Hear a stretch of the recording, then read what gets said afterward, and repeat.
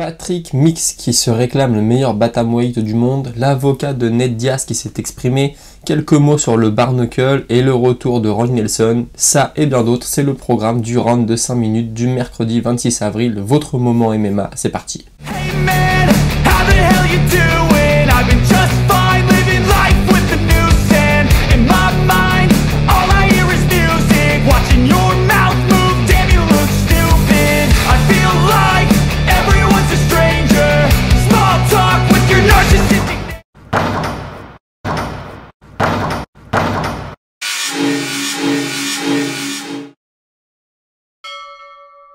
Et c'est parti, et on attaque avec Patrick Mix qui a déclaré qu'il était le meilleur bantamweight au monde.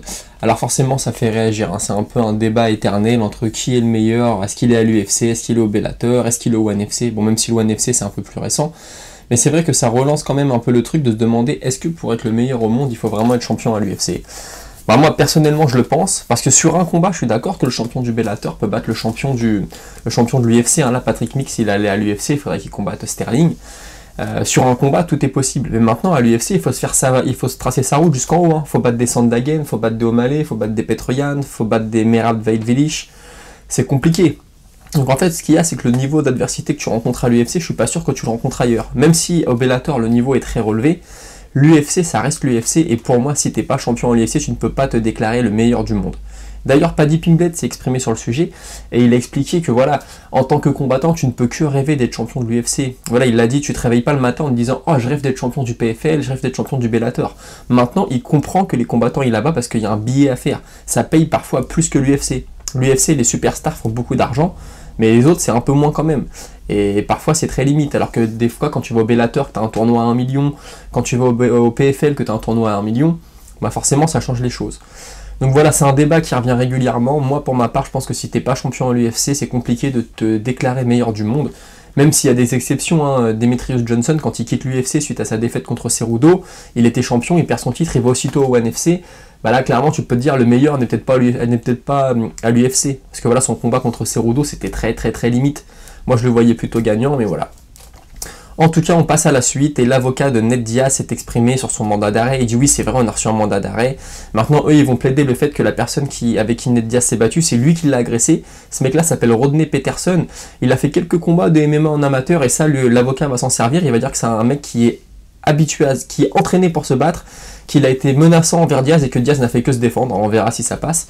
Mais sinon, pour la petite histoire, Rodney Peterson, en fait, c'est vraiment un sosie de Logan Paul. Il en joue beaucoup. Je crois que sur Instagram, ça s'appelle Not Logan Paul. Et en amateur, il a fait 5 combats de MMA. Il semblerait qu'il ait perdu les 5. Hein. Donc voilà, c'est un combattant amateur. Voilà. Mais comme il est entraîné, je pense que l'avocat va jouer là-dessus. Et justement, Vitor Belfort qui a dit à Diaz, pourquoi tu continues à combattre des mecs comme Jake Paul, etc. Moi, je rêve de t'affronter en boxe. Vas-y, on s'affronte tous les deux. C'est vrai que ça pourrait être cool, hein, Diaz contre Belfort. Bon, après, il n'y a pas... Je veux dire, il n'y a rien à en tirer, on n'en tirera pas d'enseignement, mais ça peut être bien de voir les deux sur le ring, pourquoi pas. Ensuite, on va parler du Barnacle. Ce week-end, Mike Perry va affronter Luke Rockhold. Et dans le co-main event, Chad Mendes va affronter Eddie Alvarez. Alors franchement, pour commencer par le main event, Mike Perry, depuis qu'il est au Barnacle, franchement, il a fait des belles victoires. Bah, c'est un mec qui frappe très fort, donc forcément, à main nue, ça fait très mal. Et face à lui, Rockhold, ça va être son premier combat. Bon, bah Rockhold, le problème, c'est qu'il a plus trop de menton. Quand il se fait toucher, en général, il tombe. Alors on pourra me dire, oui, contre Paulo Costa, qui est un gros frappeur, il est resté debout, c'est vrai. Il n'a pas pris de KO. Maintenant, pour Costa, c'était pas le meilleur des combats. Mais moi ça me fait peur pour Rockhold, hein. Franchement, autant Rockhold, je l'ai vu invincible quand il avait pris la ceinture à Weidman, autant aujourd'hui j'ai l'impression que voilà, dès que ça va taper fort, soit mentalement il va s'écrouler, soit il va aller dormir. Contre Mike Perry qui est une force de la nature, qui lui est en pleine confiance parce qu'il fait des belles performances au Barnacle, il prend peut-être un gros billet Rockhold, mais lui qui était barré dans une carrière de mannequin, je pense que ça peut être la fin très rapidement. Et dans le co-main event, Chad Mendes contre Alvarez, ça va être beau. Moi, Chad Mendes, même si c'est un lutteur, j'ai toujours aimé sa boxe, il a la garde bien haute, il bouge bien, j'ai toujours aimé ce qu'il faisait. Alvarez, c'est plutôt un bagarreur. C'est vrai que si Alvarez touche, il peut faire très mal. Maintenant, il s'expose beaucoup. Alvarez, quand il tape, ça part dans tous les sens, la garde se baisse un peu. Il y a qu'à voir le combat qu'il avait fait contre Rafael Dos Anjos pour devenir champion à l'UFC. C'était pas très beau, hein. C'était très brouillon. Maintenant, ça avait tapé fort, ça avait connecté, ça avait payé. On verra ce que ça va donner. Et moi, je pense qu'il y a une petite pièce à mettre sur Mendes. Ensuite, Roy Nelson, vétéran UFC, qui va combattre dans l'organisation de Masvidal. Et de ce que j'ai compris, l'organisation va organiser des combats à main nue. Bon, l'organisation va organiser, c'est pas très français.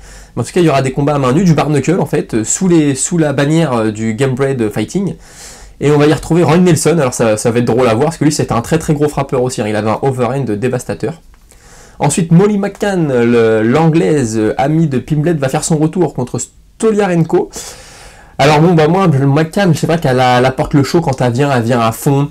C'est une bagarreuse, c'est un peu brouillon ce qu'elle fait, mais ça chauffe bien la foule et puis elle parle bien au micro. Donc moi, je la vois pas championne un jour, mais bon, c'est toujours une combattante plutôt fun à voir.